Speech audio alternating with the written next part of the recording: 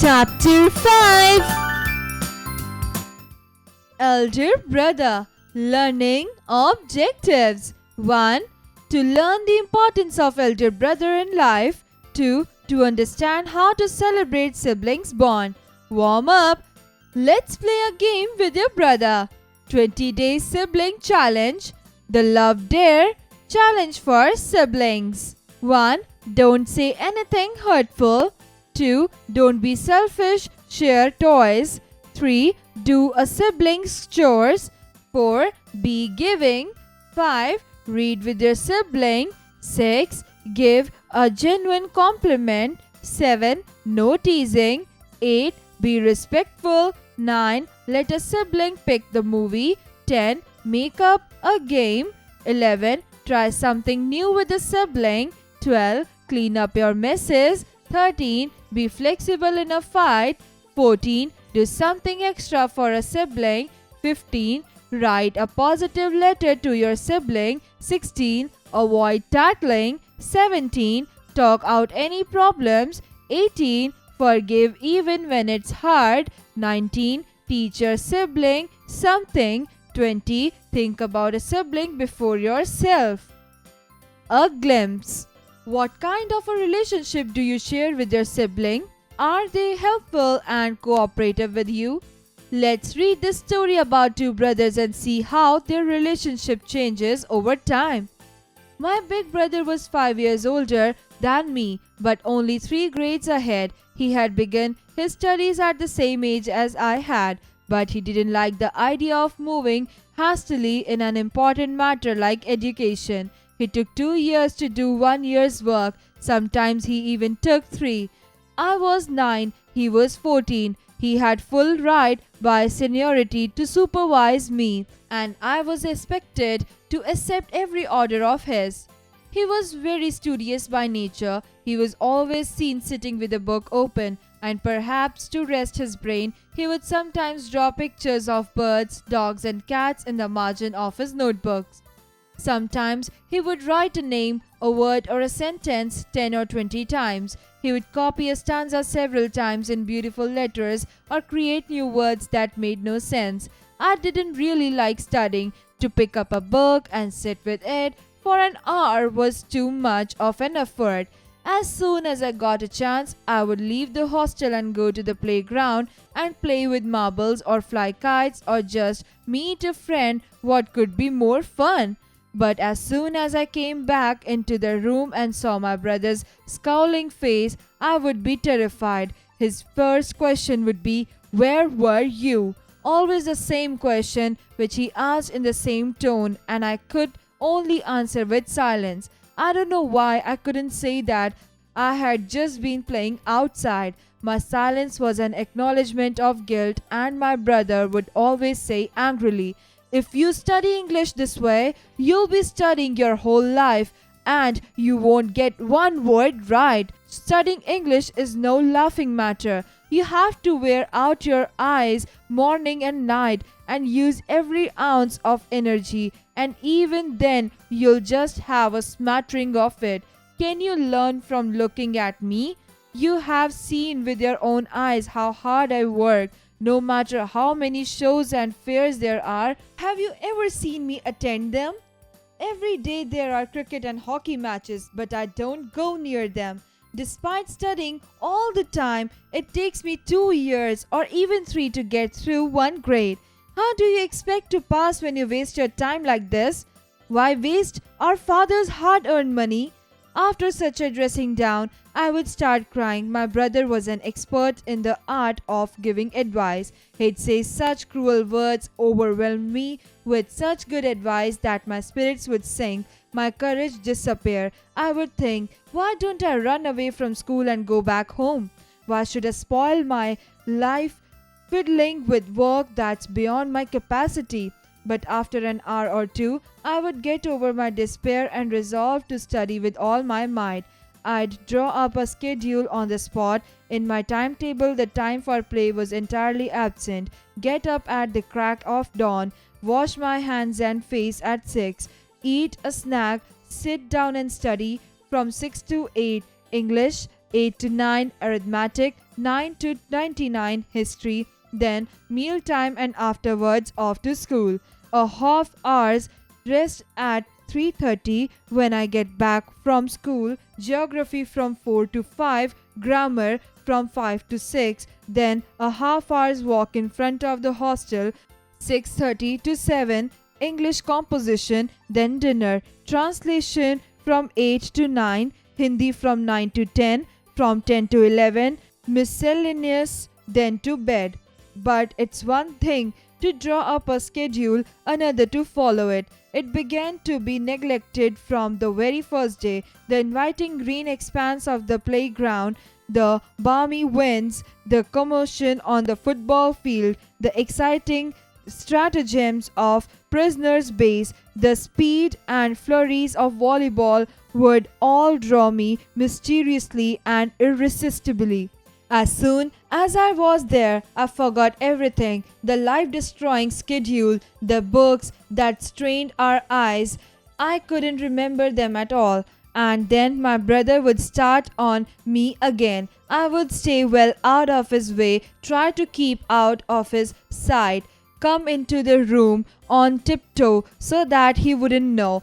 But if he spotted me, it would be my death. The yearly exams came round. My brother failed. I passed and was first in my class. There was only 2 years difference left between him and me. Now I could be a little proud on myself and my ego was inflated. My brother's sway over me was over. As I began to take part freely in the games, my spirits were running high. One day when I had spent the whole morning playing gilli danda and came back exactly at mealtime, he said with all the air on pulling out a sword to rush at me, "I see you have passed this year and you're first in your class, and you think you have conquered the world, but even great men live to regret their pride, and who are you compared to them?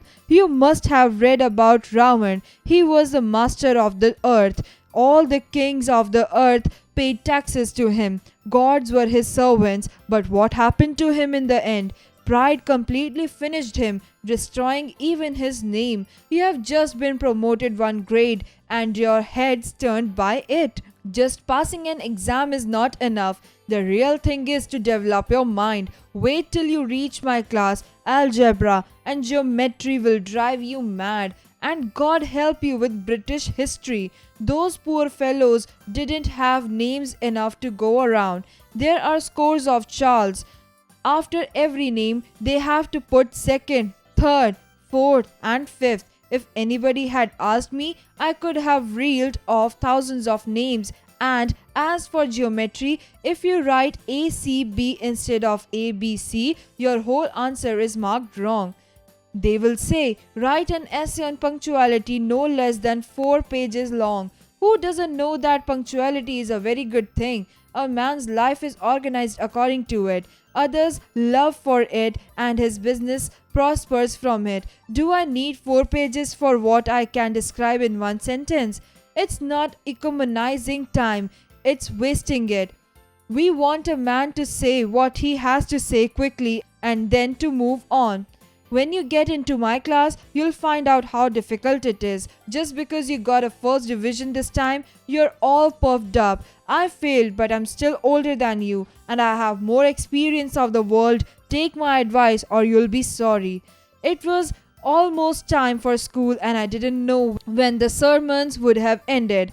Didn't have much appetite that day. If I got a scolding like this when I passed, maybe if I had failed, I would have had to pay with my life. My brother's terrible description of studying in the 9th grade really scared me. I'm surprised I didn't run away from school and go home. Still, I didn't miss a chance to play. I did study, but much less. Well, just enough to complete the day's work and not be disgraced in the class. But the confidence I had gained in myself disappeared and I began to live like a thief. Then it was the time for the yearly exams again. Once more I passed and my brother failed. I hadn't done much work, but somehow or the other, I was in the first division. I was astonished too. My brother had just about killed himself with work, memorizing every word in the course, studying till 10 at night and starting again at 4 in the morning and from 6 until 9:30 before going to school.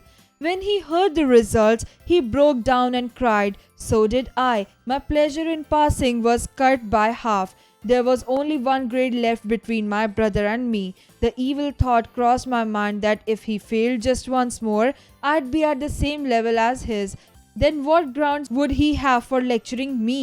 But I violently rejected the thought. After all, he'd scolded me only with the intention of helping me. Maybe it was because of his advice that I'd passed so easily and with such good marks. But now a change came over my brother. He became much gentler. Perhaps he felt that he no longer had the right to tell me off, or at least not as much as before. My independence grew. I began to take unfair advantage of his tolerance. I had started to imagine that I'd pass the next time, whether I studied or not. The little I used to study because of my brothers ceased too. I found a new pleasure in flying kites and spent all my time at the sport. In preparation for a kite tournament, I busied myself in solving problems like how to apply the paste mixed with ground glass on my string to cut the other fellows' kites off their strings. One day, far from the hostel, I was running along madly to grab hold of a kite. A whole army of boys came racing out to welcome it with long, thick bamboo. Nobody cared who was in front or behind them. Suddenly, I collided with my brother, who was probably coming back from the market. He grabbed my hand and said angrily, "Aren't you ashamed of running with these ragamuffins after a one paisa kite? Have you forgotten that you're not in a junior class anymore? You're in the 8th now, just one class behind me. You're smart, there's no doubt about that. But what use is it if it destroys your self-respect? You must have thought I'm just a grade behind my brother, so now he doesn't have the right to say anything to me? But you're mistaken. I'm 5 years older than you, and even if you come into my grade, you can never equal the experience I have of life and the world. Even if you get an MA, a D.Lit, or even a PhD. Understanding doesn't come from reading books. Mother never passed any grade and father probably never went beyond the 5th. But even if we had the wisdom of the whole world, mother and father would always have the right to correct us. Maybe they don't know what kind of government they have in America or how many constellations there are in the sky. But there are 1,000 things they know better than you and me. God forbid, but I should fall sick today, then you'd be at your wits' end. You wouldn't be able to think of anything except sending a telegram to father. But in your place, he wouldn't send anybody a telegram or get upset or be worried. He'd find out about the disease himself and try out the remedy. Then if it didn't work, he'd call some doctor. You and I don't even know how to make our allowance last through the month. Don't be so proud of almost catching up with me and being independent now. I'll see that you don't go off track. If need, he held up his fist. I can use this too. I was thoroughly shamed by his new approach. I had truly come to know my own insignificance, and a new respect for my brother was born in my heart. With tears in my eyes, I said, No, what you say is completely true, and you have the right to say it." My brother embraced me and said, "I don't forbid you to fly kites. I like it too. But what can I do? If I go off track, how will I watch for you?" Just then, a kite that had been cut loose passed over us with its string dangling. A crowd of boys were chasing it. My brother was very tall. He leaped, caught hold of the string, and ran at the top speed towards the hostel. I followed, running close behind him. Munshi Premchand. Find meaning. Supervise. To keep a watch over someone. Scowling. Frowning with anger. Acknowledgement. Acceptance. No laughing matter. Something serious that should not be joked about to make yourself tired. Wear out to make yourself tired. Smattering, a small amount of something, especially knowledge of a language or subject. Dressing down, scolding for doing something wrong. Overwhelm, have a strong emotional effect on. Sway, control or influence. Course, many. Reeled off, recited readily and at length. Prospers, gets financial success. Economizing, saving. Puffed up, swollen with pride. Sermons, long lectures. Astonished, very surprised. Tolerance, willingness to accept something you may not agree with. Seized, stopped. Collided, crashed into someone. Exercises, creative expression. Tell your story. Do a quick research about Munshi Premchand and pick one of his stories. Read that story and share the moral of the story with your friend. Munshi Premchand, a legendary author of modern Hindustani literature of the early 20th century. Munshi Premchand, 31 July 1880 to 8th of October 1936. Cross-curricular connect, learning by doing. Read about types of seeds you should be eating. Flax seeds, chia seeds, rajgira seeds, sunflower seeds, pumpkin seeds. Critical thinking. Let's play a game. Do this activity with your sibling and find out what they do and how they utilize their time. Would you rather 1. Swim in a pool, a jello, or swim in a pool of pudding? 2. Have a pet dinosaur or a robot? 3. Have to swim the entire day or stay still the entire day? 4. Be an eagle or a cheetah? 5. Ride on a whale or an elephant? 6. Be the size of an ant or be the size of a house? 7. 50 feet up in a tree or live in a cave underground? 8. Be older or younger? 9. Visit China or England? 10. Be covered in ants or be covered in worms? 11. Have cotton balls for hair or corks for teeth? 12. Have butterfly wings or fish fins? 13. Have a pink cat or a flying horse? 14. Be rich or be happy? 15. Lose all your toenails or lose your eyebrows? 16. Be an only child or have 8 siblings? 17. Be stepped on by a horse or thrown by a gorilla? 18. Have to groom a bear or ride a rhino? 19. Live at SeaWorld or Legoland? 20. Live at whatever they choose for number 19, a Disneyland? Logical thinking. There is garbage around your home and even if you have complained, no one listens. The condition remains the same. 1. Find the problem or the decision to be made. 2. Consider all the possible options or alternatives to solve the problem or decision. 3. Write down all the positives and negatives for each option or alternative. 4. Weigh all the positives and negatives for each option. Exercise time. Answer the following questions. 1. What type of relationship does the speaker have with his elder brother? Answer. The elder brother said that he was 5 years older than his younger brother and even if he came to his grade, he could never equal the experience he had of life. 2. What was the impact of the elder brother's lectures on the narrator? Answer. The narrator was thoroughly shamed by his brother's new approach. He came to know his own insignificance and a new respect was born in his heart for his brother. 3. How did the elder brother spend most of his time? Answer. The elder brother spent most of his time in studies and giving advice to his younger brother. Number 4. What were the subjects mentioned in the story Big Brother? Answer. These subjects are mentioned in the story. 1. English, 2. Arithmetic, 3. History, 4. Geography, 5. Grammar, 6. Algebra, 7. Geometry, 8. British history. Number 5. Why did the elder brother used to study so badly for exam? Answer. The elder brother was a slow learner.